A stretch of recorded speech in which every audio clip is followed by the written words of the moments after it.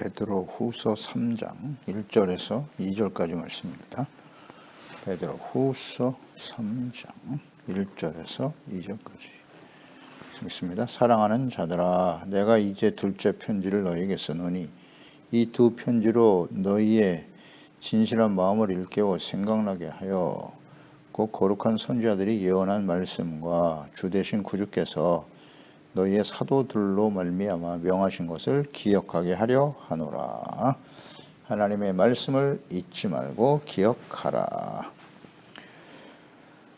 베드로는 거짓 선지자, 우리가 2장에서 보았죠. 이단들의 실체와 특성에 대해서 가르치고 또 분별하도록 권면하고 있습니다. 이어서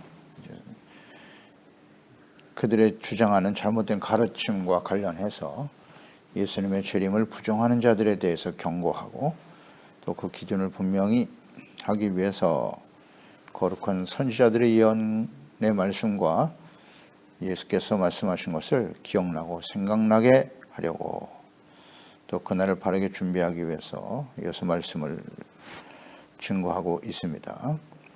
그래서 베드로 전후서를 기록한 사도 베드로의 그 목적과 의도가 무엇인지 잘 나타나 있죠. 1절로 2절에 보면 베드로가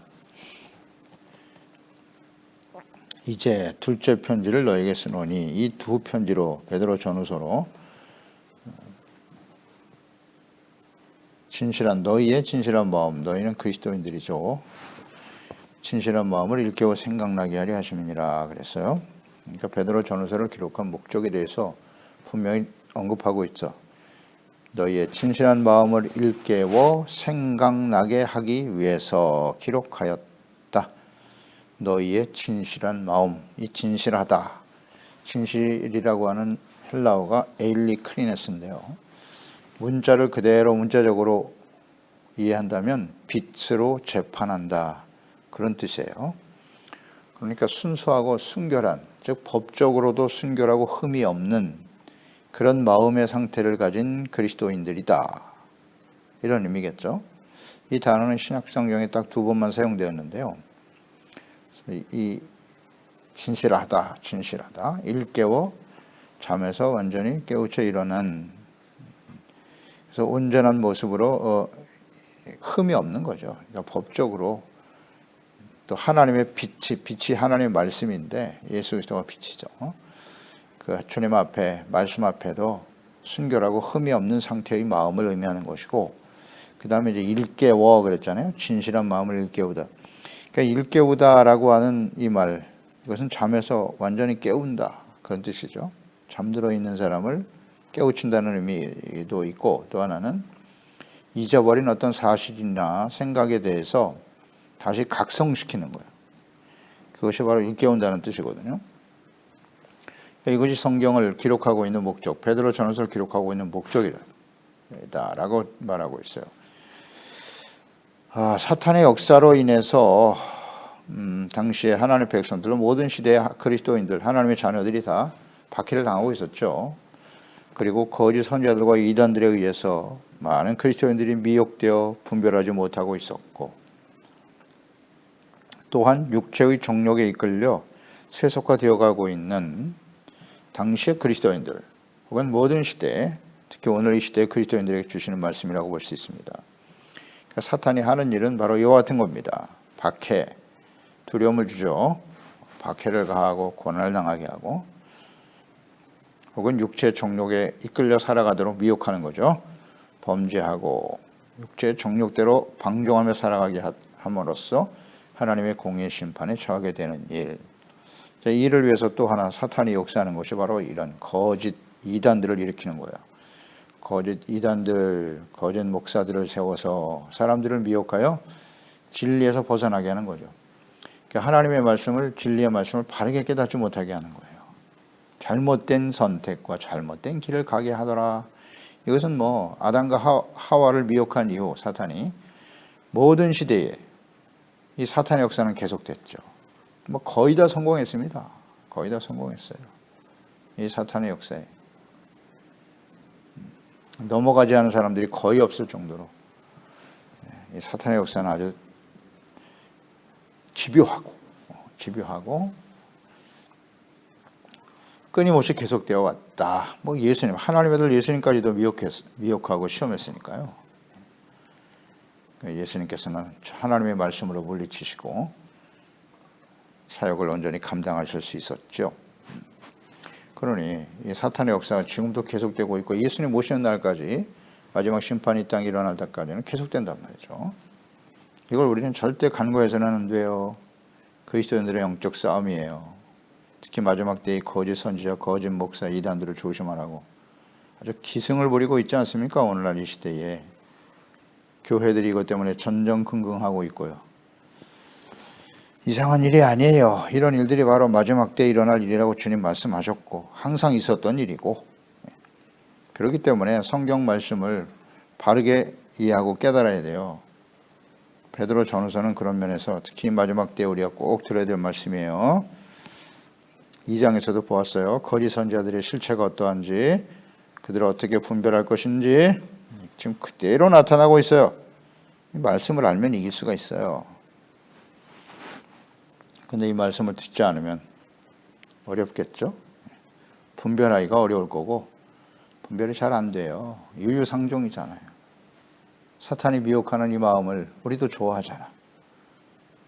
그리스도인들이 좋아해. 거기에 다 속아 넘어가는 거예요.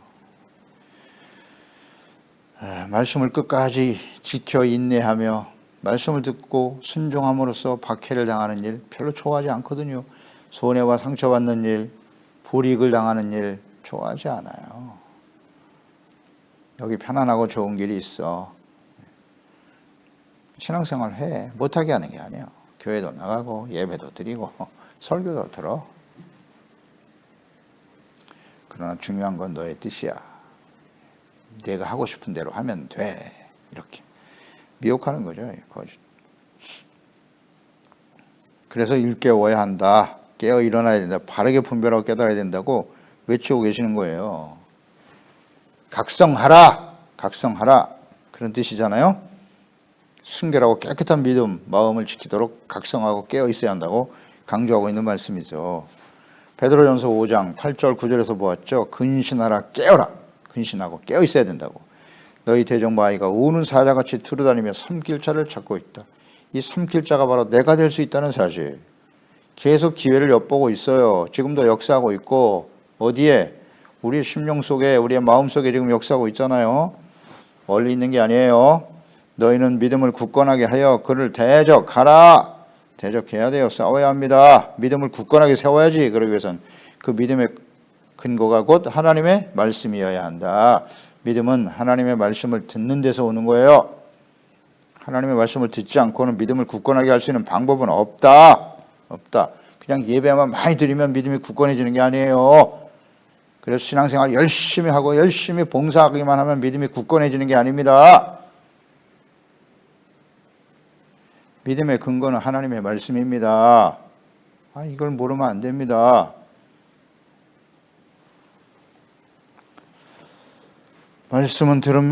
믿음은 들음에서 들으면 하나님의 말씀이다. 잊지 마세요. 살전 5장 4절 8절 형제들아 너희는 어둠에 있지 않다. 그날이 도둑같이 너에게 임하지 못할 거야. 예수님의 재림. 너희는 다 빛의 아들이요 낮의 아들이라. 우리가 밤이나 어둠에 속하지 아니하나니 그러므로 우리는 다른 이들과 같이 자지 말고 오직 깨어 정신을 차릴지라. 정신을 차리고 깨어 있어야 한다고. 자는 자들은 밤에 자고 취하는 자들은 밤에 취하되 우리는 낮에 속하였으니 정신을 차리고 믿음과 사랑의 호신경을 붙이고 구원의 소망의 투구를 쓰자. 아멘. 낮의 아들, 빛의 자녀들이잖아요. 밤이나 어둠에 속하지 말아야죠. 그러기 위해서는 깨어 있어야 된다. 일깨운다. 깨운다. 깨어 있어야 된다. 세상이 점점 깊은 어둠의 밤속으로 빠져들고 있기 때문에 밤에 잠들어 가는 거예요. 죄악의 어둠 속에 잠들어 가는 것이 이 세상의 모습인데 문제는 그리스도인들도 거기에 빠져 잠들어 가고 있다. 그래서 일깨우기 위해서 이 말씀을 기록하고 있다는 거죠. 말씀을 기록한 목적 잊지 말아야 됩니다. 우리가 말씀을 묵상해야 될 이유, 목적 분명해야죠. 생각나게 하여 그랬잖아요. 생각. 일깨우고 생각나게 한다. 이 생각나게 한다는 것이 헬라어의 휘폼네시스인데 기억나게 한다는 뜻이에요. 생각나, 기억, 잊어버렸던 그 기억을 다시 일깨워주는 것, 이게 생각난다는 뜻이에요. 그러니까 잊어버렸던 하나님의 말씀을 기억나게 하기 위해서 지금 이 베드로 전후서를 기록하고 있다. 그게 기록 목적이다. 베드로가 서신을 기록하여 남긴 목적이 바로 여기 있는 거예요. 그러니까 희미해져가고 잊어버린 하나님의 말씀과 뜻을 그 기억을 떠올리고 생각나게 하도록 하기 위해서, 중요합니다.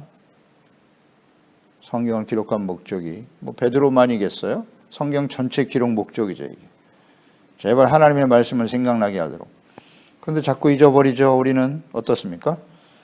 예, 잊어버립니다. 뭐 늘 강조되지만 우리가 지난주 말씀을 들었다, 본문 말씀도 잘 생각이 안 나, 말씀 제목도 잘 생각이 안 나. 그렇지 않나요? 이렇게 오랫동안 신앙생활을 했는데도 하나님의 말씀 돌아서면 잊어버려. 어쩔 수 없어요. 이것이 우리 인간의 기억의 한계입니다. 그러기 위해서 이 기억을 되살리기 위해서 우리는 말씀을 듣고 묵상하는 거예요. 그러니까 반복적으로 들어야죠. 내가 성경 한 번 읽었다고 해서 성경 전체를 다 이해한 것입니까? 신앙생활 끝난 거예요? 기억나게 하려고 성경을 기록하여 우리에게 남기신 거예요. 기록의 목적이 뭐예요? 잊어버린 기억을 다시 되살리기 위해서 기록하는 거잖아요. 우리가 메모를 왜 합니까? 우리의 기억의 한계를 알기 때문이에요. 너무나 쉽게 잊어버려요. 그래서 기록하는 거예요. 그게 성경의 기록 목적 아닌가요? 오늘 본문 말씀에 기록한 목적이기도 하고, 베드로가 아주 분명히 증거하고 있네요. 새로운 가르침을 말하려고 하는 것이 아니에요.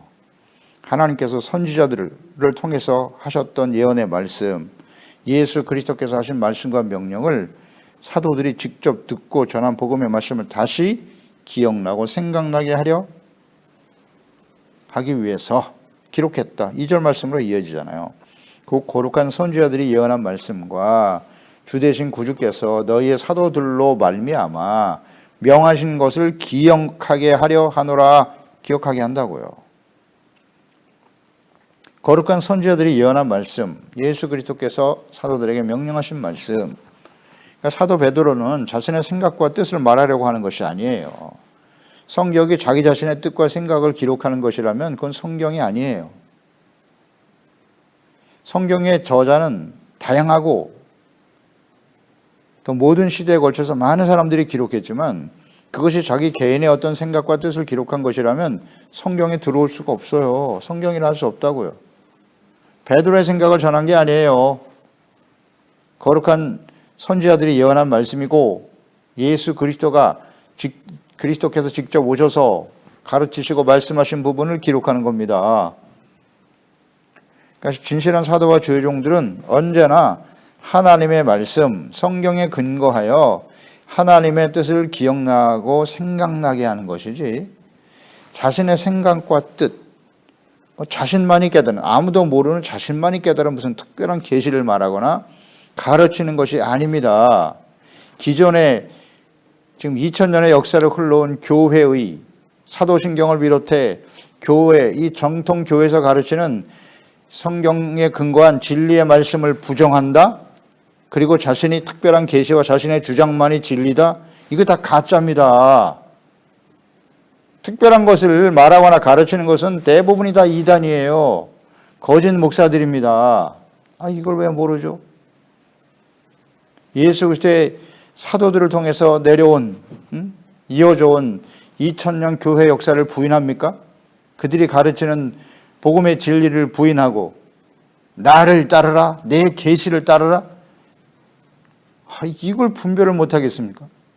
보세요. 기억나게 하는 겁니다. 하나님의 말씀을 기억나고 생각나게 하는 것이지 자신의 특별한 계시와 뜻을 주장하는 게 아니에요. 그러면 성경이 될 수 없죠. 그래서 우리가 성경 말씀을 묵상하고 설교를 듣는 목적도 이와 같아야 돼요. 우리가 세상에 살면서 죄악이 가득한 세상 아닙니까? 세상에는 하나님이 없어요. 철저한 인본주의죠. 이 세상에 살면서 잊어버렸던 하나님의 말씀을 계속해서 들으면서 죄악의 어둠 속에 잠들어가는 영혼을 일깨우고 하나님의 말씀과 뜻을 바르게 이해하고 잘못된 것은 버리고 주님의 뜻을 따르기 위해서 깨닫기 위해서 깨닫고 순종하기 위해서 하나님의 말씀을 듣는 것 아닙니까? 나의 소원을 이루기 위해서, 내가 복을 받고 나의 문제를 해결받기 위해서. 이거 심각한 문제입니다. 이게 목적이 되면 안 돼요. 그렇기 때문에 기복신앙에 빠지는 거예요. 우상숭배, 기복신앙은 우상숭배죠. 산에 가서 절하는 것과 뭐가 달라요? 우상에게 빌고 절하는 것과 자신의 복을 받기 위해서, 자신만의 복을 받기 위해서 교회에 나와서 말이죠. 하나님의 말씀을 들으려고 하고, 하나님의 말씀이 무슨 점괘입니까? 무당을 찾아다니는 것과 뭐가 달라요? 철저하게 자기의 복을 위한 이기적이잖아요. 자기 본인은 다 우상숭배입니다. 하나님의 말씀을 통해서 잊어버렸던 하나님의 말씀과 뜻을 다시 깨닫고 자신의 생각을 쳐서 복종시키고 주님의 말씀과 뜻대로 순종하겠습니다. 하나님의 자녀답게 그리스도인답게 살아가겠습니다. 회개하고 용서받고 의롭다함을 얻고 주님의 뜻을 따르는 거룩한 하나님의 자녀, 하나님의 나라와 의를 우리의 삶의 최고 우선순위, 가치 우선순위로 삼고 살아가려고 하는 결단하는 시간이잖아요. 그리할 때 하나님과 관계잖아요. 하나님과 관계가 바르고 하나님의 자녀답게 살아갈 때 하나님이 약속하신, 우리가 이 땅에 살아가는 동안 필요한 모든 것을 하나님이 공급해 주시고 더하여 주신다고 약속하셨잖아요. 그런데 하나님의 자녀로 살아가고 하나님의 말씀과 뜻대로 순종하려고 하는 것에는 전혀 무관심하고 그런 의도 자체가 없어. 오직 이 세상에서, 이 땅에서 내가 어떤 사람이 되고 얼마나 더 많은 것을 누리며 빨리 버려야 합니다. 이거 다 가짜입니다. 그러니까 이단에게 넘어가는 거예요. 거짓 목사들한테 속는 것이고. 이걸 모르나요? 뭔가 특별한 계시, 무슨 신비한 일들을 경험하려고 하는 자들, 어떤 자신의 유익과 내가 복을 받아야 된다고, 이런 사람들은 반드시 사탄의 종들인 이단과 거짓 선지자의 삼킬 대상이 되고 말아요. 뜻이 비슷하잖아요. 거짓 이단들, 거짓 목사들 철저하게 정욕이거든. 그러니까 유유상종이에요. 오직 자기의 정욕의 만족을 위해서 살아가는 사람들끼리 모이게 되는 거예요. 끌려게 될 수밖에 없죠. 너무나 쉽게 끌려가는 겁니다. 거룩한 선지자들이 예언한 말씀이다 그랬잖아요. 과거 구약시대에 하나님의 말씀을 대언하며 증거했던 선지자들을 거룩한 선지자라 그랬어요. 거짓 선지자들이 너무 많으니까. 예레미야 당시에도 보세요. 거짓 선지자들이 훨씬 더 많았습니다. 승리한다. 우리는 평화를 누릴 거야. 예루살렘에 성전이 있는데 왜 우리가 이방인 바벨론에 의해서 멸망을 당한단 말인가? 우리가 하나님의 백성인데. 거짓 선지자들. 듣기 좋았죠. 예. 거룩하신 하나님의 말씀을 증거하는 종들이기 때문에 거룩한 선지자인 거고, 거짓 선지자들이 난무하던 시대에 오직 진실한 하나님의 말씀과 뜻을 전한 선지자들이기 때문에 거룩한 선지자다라고 표현한 것이죠. 거룩의 핵심은 뭐다? 성별과 구별. 거룩한 선지자들의 예언의 말씀을 부인하면 거룩하신 하나님을 부인하는 자가 되는 거예요. 구별되잖아요. 진실된 참된 선지자 예레미야와 당시의 거짓 선지자들과 완전히 구별되죠. 하나님의 말씀 자체가 구별이에요. 벌써 말씀이 달라. 축복받아라, 승리한다, 잘된다가 아니라 하나님의 말씀을 듣고 죄를 깨닫고 회개하고 돌아오라. 그러면 널리 용서하시리라. 이 말씀이 다르잖아요. 구별됐죠? 어떤 것이 거룩한 선지자의 거룩한 종들인가를 잘 생각해 보세요. 이 시대에. 특히 예레미야의 특성이 뭐다? 예레미야 시대가 마지막 심판이 임박한 시대잖아요. 하나님이 정말 마지막까지 참고 계시는 거예요. 지금 유다, 이스라엘이 멸망당하는 거 보았죠? 아수르에 의해서. 그런데 유다가 똑같이 그 길을 가고 있거든요. 그렇게 갈 것이라고 이미 예언하셨고 그렇게 되지 말라고 끊임없이 외치는 거 아니에요. 지금 예레미야 선지자를 통해서. 구별할 수 있어야 돼요. 어떤 게 참이고 어떤 게 거짓인가. 그래서 예레미야 말씀은 너무 중요해요. 오랜 시간 동안 우리가 묵상했지 않습니까? 마지막 이 시대, 마지막 심판이 예수님의 재림과 마지막 심판이 임박한 시대 우리가 반드시 들어야 될 말씀이다. 거짓 선지자들이 훨씬 더 많을 겁니다. 이 마지막 때 예수님께서도 경고하셨잖아요. 거짓 선지자 조심하라고. 이게 마지막 때 증거라고. 이단은 갈수록 더 많은 사람들이 모일 거예요. 넓은 문이죠. 넓은 길. 사람들이 그걸 좋아해. 누구의 책임이다? 교회, 목사들의 책임이에요. 구별되지 못하거든. 또 당시 예레미야 선지자와 거짓 선지자들 무엇으로 구별할 수 있어요? 말씀으로 구분이 되고요. 또 하나는 그들의 삶을 통해서 구별이 되는 거예요. 참된 선지자 예레미야는 진실을 말했어요. 진실. 그러니까 그것 때문에 많은 박해와 시련을 당했죠. 시련을 당했습니다. 근데 거짓 선지자들은 왕, 권력자들과 부하내동하고 그들 편에 섰잖아요. 그러니까 아주 편안하게 잘 살았어요. 권력 가진 사람들이 듣기 좋은 말만 하는 거지. 회개하라? 절대 안 합니다. 그런 말 안 해요. 이거 분별할 줄 알아야죠. 거룩. 우리가 어떤 사람이 진짜 거룩한 하나님의 자녀고 거룩한 하나님의 종일까요? 이 시대에? 구약 시대에 거룩한 선지자를 통해서 예언하신 말씀, 거룩한 선지자들, 그들이 모두 다 그들의 입술을 통해서 하나님께서 하신 말씀, 궁극적인 하나님의 말씀 뭐냐면 예수 그리스도이십니다. 메시아, 그리스도를 보내주실 것이다. 왜냐하면 그 당시에 선지자, 왕과 선지자, 제사장들, 기름 부음 받은 자들이잖아요. 메시아, 그리스도라고 하는 것은 기름 부음 받은 자라는 뜻인데 당시에 사람인 왕과 제사장, 그리스도인들 다 거짓됐어요. 거짓되고 악을 향해 달려갔어요. 그래서 결국 하나님의 백성들이 멸망의 길을 가게 되었다. 실패했죠. 그래서 하나님의 아들을 직접 이 땅에 보내실 거예요. 그리스도로 보내신단 말이죠. 왕으로, 제사장으로, 선지자로 하나님의 아들이 직접 오실 것이다. 네, 이사야 선지자. 이사야 7장 14절이잖아요. 그러므로 주께서 친히 징조를 너에게 주실 거야. 보라, 처녀가 잉태하여 아들을 낳을 것이다. 동정녀 마리아 탄생. 그의 이름은 임마누엘. 이것이 마태복음 1장 23절에 그대로 적용됐죠. 보라, 처녀가 잉태하여 아들을 낳을 것이니 그 이름은 임마누엘이라 하셨으니 이를 번역한 즉 하나님이 우리와 함께 계신다. 아멘. 이사야 11장 1절 2절 이새의 줄기에서 한 싹이 나고 그 뿌리에서 한 가지가 나서 결실할 거요. 그 위에 여호와의 영, 그 지혜, 총명의 영, 머리학과 재능의 영, 지식과 여호와를 경외하는 영이 강림하실 거야. 예수께서 세례 받으시고 요단강에서 나오실 때에 하늘에서 성령이 임하셨잖아요. 이 말씀이 이루어진 거예요. 그걸 볼 때 세례 요한에게 말씀하셨죠. 그가 바로 내가 보낼 그리스도야. 너는 그걸 증거하면 돼. 말씀대로 되는 거예요. 이사야 42장 1절 이하에 내가 붙드는 나의 종 내 마음에 기뻐하는 자고 내가 택한 사람을 보라. 내가 나의 영을 그에게 주었은즉 보세요. 성령을 부어주심으로 그가 이방의 정의를 베풀 거야. 그는 외치지 아니하며 목소리를 비지 아니하며 그 소리를 거리에 들리게 아니하며 상한 갈대를 꺾지 않고 꺼져가는 등불을 끄지 않을 것이다. 그대로죠. 이 그리스도의 모습을 이사야 선지자, 이사야 53장에는 그리스도가 어떻게 박해와 고난을 당할 것인가를 자세히 기록했죠. 이 말씀을 이해 못합니까? 그런데 하나님이 보내신 그리스도가 하나님의 아들 예수 그리스도가 하나님의 아들이라는 사실을 부정합니까? 예레미야 선지자 예레미야 23장 5절에 여호와의 말씀이니라 보라 때가 이르리니 내가 다윗에게서 한 의로운 가지를 일으킬 것이야. 그가 왕이 되어 지혜롭게 다스리며 세상에서 정의와 공의를 행할 것이다. 예레미야 선지자.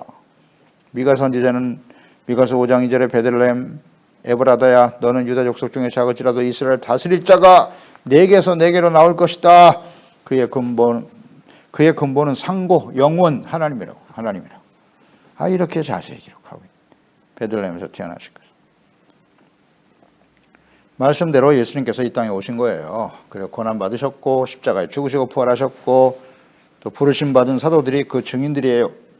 그래서 예수께로부터 받은 사명, 명령 그것을 가르치고 증거하는 일에 목숨을 바쳤죠. 그러니까 사도들은 오직 예수님께서 하신 말씀과 명령을 그대로 순종하고 가르치고 전했어요. 이게 중요해요. 그러기 위해서 제자들을 부르신 겁니다. 증인이 되고 그 다음 내가 너에게 분부한 모든 것을 전하도록. 마태복음 28장 19절 20절 마지막 부활 승천하시기 직전에 남기신 말씀, 그러므로 너희는 가서, 너희가 누굽니까? 사도들, 제자들, 모든 민족을 제자로 삼아라. 아버지와 아들과 성령의 이름으로 세례를 베풀고 내가 너에게 분부한 모든 것을, 보세요, 내가 너에게 분부한 모든 것을 가르쳐 지키게 하라요. 예수님이 하신 말씀을 전해야 돼요. 볼지어다 내가 세상 끝날까지 너희와 항상 함께 있으리라. 사도들은 다른 말을 가르치거나 전하면 안 돼요. 그러지 않았고 오직 주님께서 말씀하시고 분부하신 것을 가르쳤다. 그렇게 전했습니다. 그리고 예수님께서도, 예수님이 하나님의 아들이시죠. 사람의 몸을 이 땅에 오셨는데 그럼 예수님이 우리에게 가르치시고 분부하신 말씀은 하나님의 말씀과 뜻에서 벗어나나요? 그렇지 않죠. 예수께서 하신 모든 말씀은 다 구약 성경에 하나님이 하신 말씀과 하나님의 뜻과 일치한다. 요한복음 14장 24절에 나를 사랑하지 아니하는 자는 내 말을 지키지 아니하나니 너희가 듣는 말은 내 말이 아니고 나를 보내신 아버지의 말씀이다. 예수님이 분명히 말씀하셨잖아요.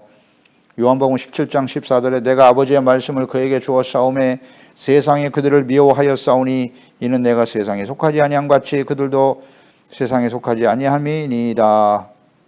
보세요. 내가 아버지의 말씀을 그들에게 주었다고. 자신의 말을 전하신 게 아니에요. 예수님은 하나님 아버지의 말씀을 전하신 겁니다. 그래서 하나님 아버지의 말씀과 뜻, 예수 그리스도의 가르침과 명령을 생각나고 기억나게 하기 위해서 우리는 너무나 쉽게 잊어버리니까 이것을 일깨우고 생각나고 기억나게 하시기 위해서 베드로 전후서를 기록하였다. 이것을 바로 성경을 기록하여 남기신 하나님의 뜻이다.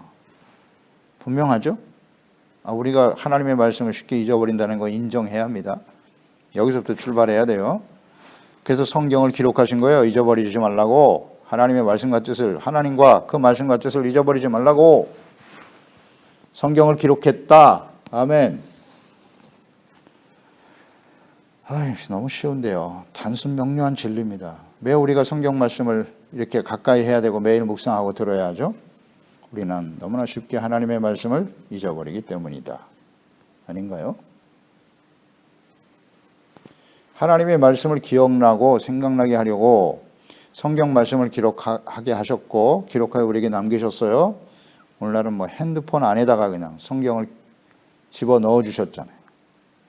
언제든지. 얼마나 감사한지 몰라요. 요즘 과거에 우리가 처음 믿을 때만 해도 말이죠. 하나님의 말씀 이거 일일이 다 찾아서 준비하고 설교하려면 시간이 진짜 엄청 많이 걸렸어요. 또 우리의 기억이 그렇게 대단하지 않거든요. 아무리 목사라고 해서 무슨 천재들도 아니고 하나님의 말씀이 어디에 있다는 거 그게 금방금방 찾아내기가 쉽지 않아요. 근데 오늘 어때요? 검색만 누르면 다 나와. 다. 몇 장 몇 절이 그냥 바로바로 튀어나오잖아요. 얼마나 감사해요. 얼마나 감사해요. 얼마나 감사한지 몰라요, 요즘. 그래서 하나님의 말씀을 바르게 이해하고 깨달아서 말씀과 말씀을 연결해서 주님의 말씀을 바르게 증거할 수 있다는 건 얼마나 귀한 일인가요? 그냥 핸드폰 안에 넣어주셨어. 얼마나 감사한지. 얼마든지 볼 수 있도록 하신 거예요. 기억나고 생각나게 하시려고.